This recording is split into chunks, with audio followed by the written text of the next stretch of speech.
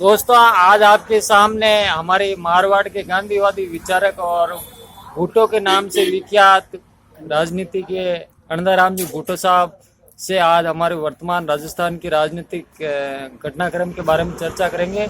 भुट्टो साहब, ये जो राजस्थान में वर्तमान में राजनीतिक घटनाक्रम चल रहा है, सचिन पायलट वर्सेज अशोक गहलोत ग्रुप में और बीच में बीजेपी का भी रोल है, आपकी क्या सोच है इस घटनाक्रम के बारे में?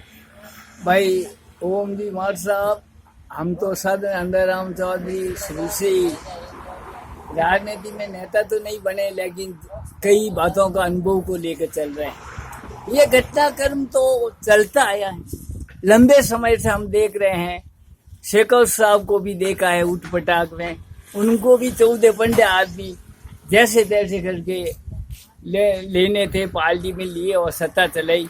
उसके बाद में हमने एक बड़ा संत देखा जहाँ वाजपेयी जी बढ़िया आदमी थे, बहुमत नहीं था, फ्लोर टेस्ट हुआ, एक वोट से सरकार की गई। लेकिन ये जो चुनकर हम जनप्रतिनिधियों को भेजते हैं, मेरे दिमाग में तो एक ही बात है, इनका दिमाग विवेकहीन होता है। ये इतना भी नहीं सोचते हैं कि जब 5 करोड़ 20 करोड़ 50 करोड़ लेकर ये संसद का लोकसभा का चुनाव होता है, फिर विधानसभा चुनाव में भी करोड़ों रुपए खर्च होते हैं, वह टैक्स और जनता गरीब का पैसा होता है, तो फिर आपसी ही लड़ाई। जैसे कि कांग्रेस तो पुरानी, इंदिरा गांधी को भी कठिनाई का सामना करना पड़ा, और इंदिरा गांधी तो फिर भी इतनी होशियार थी कि वो त्याग करने को तैयार थी, और त्याग करने के बाद वो सत्ता में भी वापस आ गई। तो अभी जो राजस्थान में घटनाक्रम हो रहा है, जनता टीडी दल से परेशान है, जनता ये अपना जो अभी चल रहा है कोरोना 19 वायरस, इससे परेशान है, चाइना से परेशान है, आतंकवाद से परेशान है, जनता महंगाई से परेशान है। तो मेरा तो एक सुझाव शुरू से ही रहा है, मैंने 2-3 बार व्हाट्सएप पे कहा कि अशोक जी अनुभवी आदमी है, इसमें कोई दो राय नहीं, और इतना ही है, अगर वो त्यागी भावनाओं को लेकर चलते तो शायद जनता के सामने ये पेश नहीं होता। सचिन पायलट भी वेल अपडेट एक मतलब अच्छा प्रवक्ता है, अच्छा सहयोगी कांग्रेस के कार्यकर्ता है, और उनके पिताजी तो पीएम के लायक थे ना, राजेश पायलट जी, उनका सुपुत्र तो शायद कांग्रेस के लिए हितकारी हो सकता था। तो साहब, मैं आपको टोकना चाहूंगा, अशोक गहलोत को सीएम की कुर्सी से हटाना क्या उनकी राजनीतिक हत्या नहीं होती? अगर अशोक गहलोत को पद से सीएम की कुर्सी से हटाकर सचिन पायलट को बैठाना, क्या ये संभव कार्य था पार्टी कांग्रेस पार्टी के लिए? और दूसरी बात मैं बता रहा हूँ, ये जो नेता लोग लोकतंत्र में कहते हैं कि सरकार जनता की सेवक होती है, परंतु ये कुर्सी के लिए इतना झगड़ रहे हैं, चाहे वो सचिन पायलट हो या अशोक गहलोत हो या बीजेपी के जो कार्यकर्ता हो या नेता हो, इनके मन में जनता की सेवा की भावना तो है ही नहीं, ये सत्ता के लिए संघर्ष कर रहे हैं। ये बात सही है, सत्ता के लिए संघर्ष होता है। अशोक जी सीएम रहे हैं और जनता चाह रही उनको सीएम बनाया है, लेकिन जब एक घर में 2-3 भाई होते हैं, एक भाई हठीला हो जाता है तो बड़ा भाई होता है ना। जैसे कि कैकेयी ने 14 साल राम को वनवास दिला दिया, सगे भाई थे ना, लेकिन धन्य है भरत को जो कि कुर्सी पर नहीं बैठा, त्याग की भावना से आपके पायदान रख कर शासन चलाया। अशोक जी का मैं सुझाव है और दे रहा हूँ बार बार, अगर सचिन पायलट हटीले हो गए, मैं क्या, और मतलब अपने आपका ही घर टूट रहा हो, तो अशोक जी चाहते दिल बड़ा करके तो लो तुम बन जाओ भाई, और सीएम तुम बन जाओ, और लेकिन कांग्रेस को मजबूत करो और ये अपना परिवार को मजबूत रहने दो। अगर सचिन पायलट बन ही जाते तो थे ही उनका ही परिवार था। और अगर भारतीय जनता पार्टी कब देखती, कोई आदमी जब कोई रोटी झीम रहे चुराने की कब कोशिश करता है, जब उसको भूख लगती है, कोई मनवार नहीं करता है तो फट रोटी चुरा के लेने की या कई चोरियों करने की कोशिश करता है।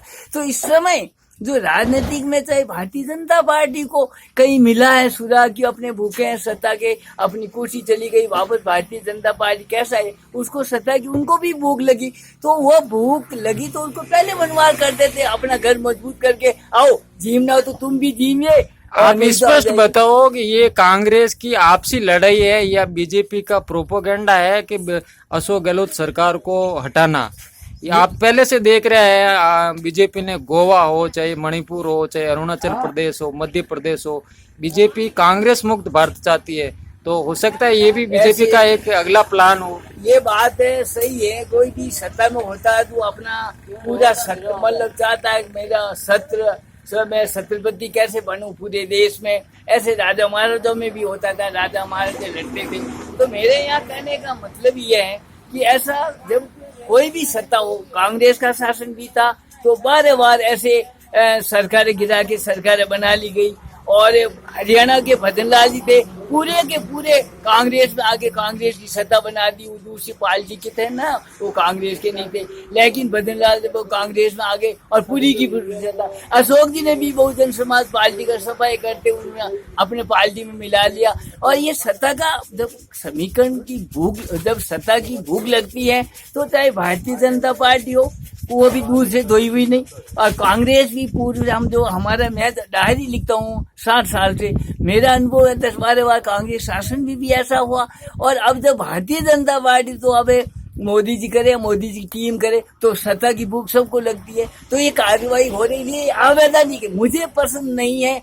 जो जनता ने जिसको चुना है, जो जिस राज्य में है, उनको दखलदारी देना मैं कभी भी उचित नहीं समझता हूँ। मैं भारतीय जनता पार्टी के जो वरिष्ठ नेता हैं, समझदार नेता हैं, विवेकहीन है, तो उन नेताओं को छोड़े, विवेकशील जो नेता है उनको चाहिए कि राज्य में दखलबाजी ना करें और जो भी सत्ता जो चला रहे हैं उनको सहयोग करें। चाहे हर जितना उनका बजट है बजट दे, ताकि वो परेशान ना हो। कभी कभी ऐसा होता है सत्तारूढ़ जब दिल्ली में कोई भी पार्टी आ जाती है मजबूती के रूप में, तो राज्यों को जो बजट मिलना चाहिए वो नहीं मिल पाता, तो विकास नहीं हो पाता है, तो सरकार उस सीएम के खिलाफ आंदोलन शुरू कर देती है। ऐसा भी नहीं होना चाहिए। जिनको जो हिस्सा है बजट वो बराबर देना चाहिए और सब दोनों आंखों से देखना चाहिए। क्योंकि जनता ने दिल्ली में भारतीय जनता पार्टी को राज दिया, तो कांग्रेस वालों से भी मेरा ही है, उनको विरोध आरोप प्रत्यारोप में नहीं उलझना चाहिए। जनता ने बहुमत दिया है, आपने नहीं दिया है, आपने वोट ही नहीं दिया। कांग्रेस वालों ने बीजेपी को नहीं दिया, बीजेपी ने कांग्रेस को नहीं दिया। राजस्थान में कांग्रेस की सरकार आई, जैसे जैसे भी आई, बहुमत है, तो बीजेपी वालों को तो उनका पेट में दर्द होना ही नहीं चाहिए। और दिल्ली में अगर बीजेपी की सत्ता आई तो इनको दर्द होना ही नहीं चाहिए। अभी स्थिति जो कोरोना, ये वायरस तेजी से फैल रहा है, तो हमें चाहे पूरा भारत के केंद्र सरकार हो चाहे राज्यों की सरकार, उनको ध्यान देना चाहिए। बढ़ती हुई महंगाई को काबू पाना, गरीबों को समय पर लोन बटे, नरेगा का काम का सही काम चले, और जो ये कैसे काबू पाया जा सकता है इन पर विचार होना चाहिए। मंथन तो ये करना। अब मेरा अंतिम प्रश्न आपसे ये है कि जो ये वर्तमान घटनाक्रम चल रहा है, इसका अंत क्या होगा और आपके अनुसार इसका अंत कैसे होना चाहिए? मैं समझता हूँ जहाँ अंत की बात है, इसमें अंत तो दो कारण है। पहला कारण तो राज्यपाल एक गवर्नर होता है निष्पक्ष, वो संविधान के तहत चलता है, और संविधान ये कहता है कि जनता द्वारा चुनी हुई सरकार को कोई भी गिराए तो नाकामयाब करे। और सरकार ने जो जनता ने चुनी, चाहे अशोक जी चुनो, पायलट को चुनो, किसी को चुना, जो सीएम बनाया है, तो उनको बरकरार रखने के लिए राज्यपाल की भूमिका संविधान पीठ अधिनियम 10 के अंतर्गत उनका राज्यपाल को मजबूती से अपना उपयोग करना चाहिए और चुनी हुई सरकार को बर्खास्त न करके उनको सुझाव देते हुए भविष्य में ऐसा खिलवाड़ न हो और आपकी सरकार चलाए, और सरकार को अच्छी तरह से चलाइए और आपस में आप नहीं लड़े। और जो लड़ रहे हैं कानूनी तौर पर अवैधता हटाए उनको, क्योंकि जनता बार बार परेशान रहती है। उपचुनाव में खर्चा होता है, जब पूरा राष्ट्रपति साहब तो चुनाव बर्खास्त हो जाए, विधान में कितना करोड़ रुपया खर्च होगा तभी और महंगाई बढ़ रही। ऐसा न हो। राज्यपाल से जो भूमिका राज्यपाल की होती है, हम लोग समझदार हैं, एमए किए हुए, समझते राज्यपाल को विशेष अधिकार वो किसी पार्टी का नहीं होता, ना बीजेपी का ना कांग्रेस का, वो संविधान का एक के तहत निर्णय करने वाला होता है। राज्यपाल महोदय से हमारा आग्रह है कि वो अच्छा निर्णय करेंगे और ये कांग्रेस सरकार वैसे गिरने वाली नहीं है, क्योंकि ये परिवार टूटा नहीं है, सिर्फ मन मुटाव है। और अशोक जी निवेदन है कि आप जो ये पायलट का काम विकास उनके एरिया में नहीं हुआ, वो ये बार बार कह रहे हैं, तो उनको बजट और उनको खुला हाथ उनको होने चाहिए। आपके कहने का मतलब है अशोक जी को आगे आकर सचिन पायलट को मनाना चाहिए, है ना? हाँ बिल्कुल मनाना चाहिए, परिवार एक है ना। वो अगर पायलट बीजेपी में चले जाते, जनता दल में चले जाते, बेनीवाल के साथ चले जाते तो हम भी मानते वो अयोग्य सरकार को नुकसान, पार्टी को नुकसान पहुंचा, सरकार को नहीं, पार्टी को नुकसान पहुंचाने वाले हैं। लेकिन वो कह रहे हैं मैं कांग्रेस पे हूँ, रहूंगा, कहीं नहीं जाऊंगा, बीजेपी के मैं जो मेरी अफवाहें हैं वो अफवाहें हैं। तो अशोक जी चाहिए उनका परिवार, ये छोटा भाई नाराज हो गए तो उनको जाकर मनवार कर ले और उनको सीएम ही बनना तो वो बन ले। देखो सोनिया गांधी ने उदाहरण दिया था, मनमोहन सिंह को पीएम बनाए, जबकि बहुमत सोनिया जी के पास था, लेकिन वो नहीं बनी और मनमोहन सिंह को बनाई। अच्छा चला 10 साल, क्या दिक्कत हुई? अगर पायलट बन भी जाए साल 2 साल तो आप सहयोग करना तो और मजबूत होगा। और नेक्स्ट टाइम आप तो बड़े केंद्र मिनिस्टर के और आप तो सही से राज्यसभा में कहीं भी जाने की योग्य कैंडिडेट हो, आपको तो कोई चिंता ही नहीं होनी चाहिए कि मैं का कुर्सी मुक्त हो जाऊंगा, मेरा क्या होगा। आपका तो कुछ होने वाला ही नहीं है, क्योंकि आप अनुभवी आदमी, आप अनुभवी कांग्रेसी नेता है, तो आपको तो दिल्ली तक केंद्र में भी आपकी पूछ है, तो आप तो चिंता मुक्त है। अब कोई नए चेले तैयार होते तो होने दे दिए। लेकिन पायलट से भी हमारा कहना है कि आप इतनी अकड़ान भी मत रखिए कि घर में नुकसान हो रहा है तो आप एकदम केकई के वो आदेश से वो हुआ ना कि राम को तो वनवास दो, ऐसा आप भी मत करो, अशोक जी को वनवास दो और मेरे को सत्ता दो, ऐसा आप आपका कहना सही है, परंतु हमारे राजस्थान के हाईकोर्ट और भारत के सुप्रीम कोर्ट ने कहा है कि सचिन पायलट की जो असहमति है वो लोकतंत्र में वाजिब है, क्योंकि वो पार्टी के खिलाफ कुछ नहीं कर रहे हैं, वो एक नेता की नीतियों के विरुद्ध, एक पार्टी की नीतियों के विरुद्ध वो जो भी कर रहे हैं वो बिल्कुल सही है। क्योंकि जब 1.5 साल से 2 साल से देख रहे हो, बार बार पहले फिर 8 महीने पहले जबरदस्त विरोध हुआ था। मेरे जहाँ मैं काम चाह रहा हूँ वहाँ विकास नहीं हो रहा, मैं जो चाह रहा हूँ मेरे आदमी को टिकट नहीं मिल रहा, जो मैं चाह रहा हूँ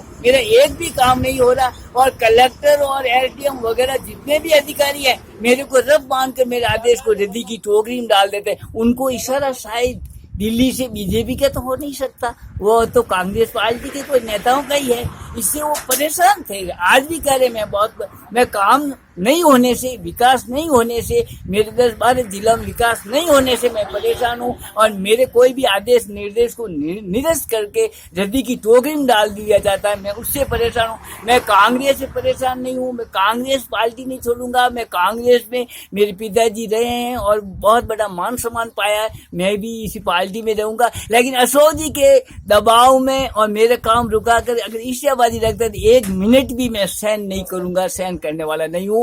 पार्टी को तो नुकसान, कांग्रेस पार्टी को तो नुकसान नहीं करूंगा, अशोक जी को भारी नुकसान कर सकता हूँ उनका। अब मेरा अगला प्रश्न है, आप सचिन पायलट के अगले के जो कैरियर है उसके बारे में लोग काफी कांग्रेसी कार्यकर्ताओं की मांग है कि सचिन पायलट एक डायनामिक नेता हैं, पढ़े लिखे हैं, प्रगतिशील विचारों के व्यक्तित्व वाले हैं, क्यों न इनको राष्ट्रीय अध्यक्ष बना दिया जाए ताकि राजस्थान का संकट भी टल जाए और पायलट को भी एक इतना अच्छा मंच मिल जाए जहां से वो अपने व्यक्तित्व का कांग्रेस की सेवा कर सके। बिल्कुल सही बात, क्योंकि जैसे गुजरों के भी जो शुरू से मांग रही है, हम करोड़ीमल में काफी देख रहे हैं लंबे समय से, डॉक्टर करोड़ीमल मीणा साहब को देखा और हरियाणा वगैरह गुजरों को देख, उनकी डिमांड रही है कि केंद्र में राजेश पायलट के बाद कोई ऐसा पद भी नहीं मिला, इसलिए वो पद मिलना चाहिए। तो अशोक जी और ये पायलट साहब, ये तो परिवार उनका है, मैं तो क्या कहूँ, मिलके कर लेना चाहिए, जैसे इंदिरा जी ने भी किया था ना, इंदिरा जी ने किया था।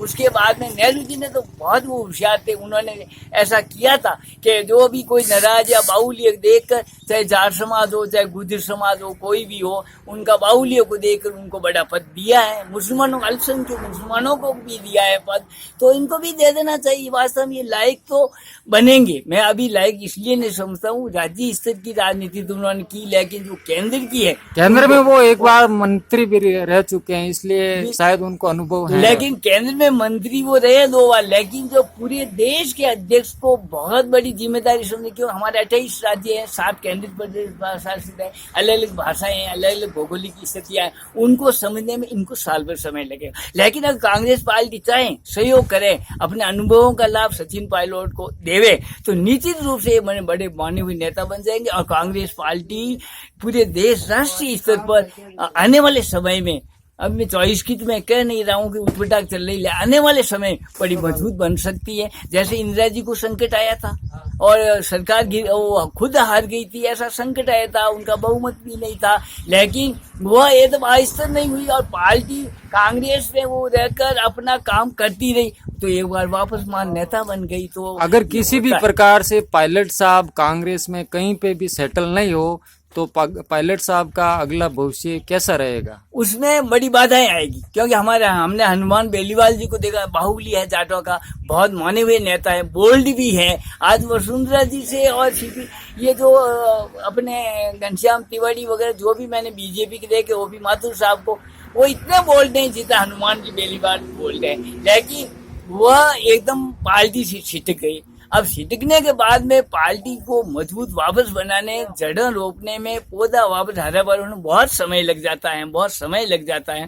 इसलिए पायलट जी को भी चाहिए कि वो कांग्रेस पार्टी में रहे, और अशोक जी अगर नहीं भी माने तो उनसे मिलना जुलना कैसे भी आप वापस प्रेम भाव बढ़ाइए, जिससे आपको बड़ा पद मिलने की संभावना हो सकती है, आपकी स्थिति मजबूत हो सकती है। अन्यथा हनुमान बेलीवाल जी की तरह आपको भी नई पार्टी बनाने पर बहुत समय लग जाएगा और इतना समर्थन नहीं मिल पाएगा, तो आप एकांत के रूप में धीरे धीरे अस्तित्व समाप्ति भी धीरे धीरे इंसान का हो जाता है, जैसे कई नेताओं का हुआ है। तो मेरी राय है कि आप पार्टी में रहकर कोई अच्छा महत्वपूर्ण स्थान और सम्मान पाए। धन्यवाद। बहुत बहुत धन्यवाद भुट्टो साहब।